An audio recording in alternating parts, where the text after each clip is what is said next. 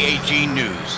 Fact news you can trust. So, Paris, first to you on this. There's some questions about Coca-Cola and, how much this was required here. But, we do see this now more and more, racial and diversity training being crammed down Americans' throats, not just in the workplace, but also in schools. But if it's a private company, should we be that concerned about it? I mean, it's a private company. Coke can do what they want, right?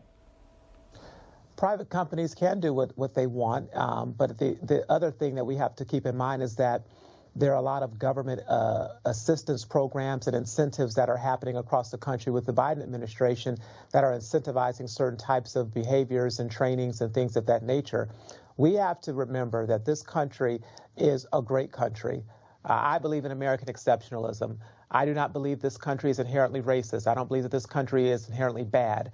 And whenever you have teachings and type of trainings that do that, it taints the mindsets of the worker, private company or in the government. And that's not where we need to be going as a nation, because this will also, I believe, go into our school systems and how our young children are taught to believe about the founding fathers, the founding principles. The RNC chairwoman just wrote an op-ed about Black History Month and how right now, if you look at Black History Month, the mainstream media normally just talks about liberal Black Americans and their contributions to Black history or the American story. And they ignore the contributions of Black Republicans because they are not being accurate in how they depict our story. And so that's what we have to be mindful of. Well, you mentioned that, Paris, and it was fascinating to watch the House hearing with Maxine Waters, and I think that was her. No, I'm sorry, Sheila Jackson Lee.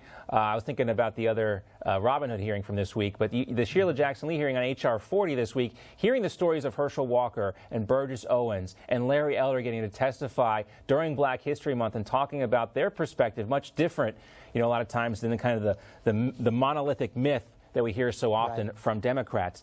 Jesse Jane, this might be okay for private companies to do, but I don't think it actually is. I mean, if we strip away which races we're talking about here, I think most people from a common sense standpoint would say, look, giving someone preference just solely based on their race sounds wrong when you're not talking about black versus white, when you're just talking about the issue of race.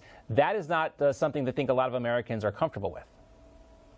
Yes, all EEO laws, all equal opportunity laws are not written based upon race. They're written as if any race can be discriminated against. If you were to look at any policy of any human resources within any company, it says discrimination based upon race. And here, Coca-Cola comes right out and does that against white people. It essentially, they put white in a format and decided to state that there was ignorance among whites. And if we were to replace the word white with any other race, it would be a lawsuit. So at the same time, I think every white employee has an opportunity here to go and press forward against Coca-Cola for the statements that were made against them flagrantly. A blanket statement of identity because of race is inappropriate regardless of what race you're discussing. There's no such thing as reverse racism.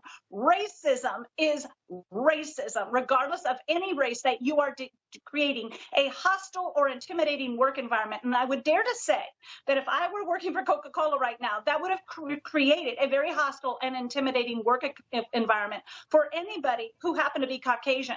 This is something that nobody can help when they are born on this great earth by God, and to turn around and flip it that you are arrogant or ignorant or any other word that they used was inappropriate. So it doesn't matter to me. I think that they have every employees within Coca-Cola have a right to present this in some form of a lawsuit if that's so which they choose, or make a complaint, a formal complaint, and they are all owed an apology. Yeah, we'll see if any lawsuits are filed. If it really were mandatory, I would imagine we'll see those lawsuits. If not, Coca-Cola says it was not mandatory, but we'll see.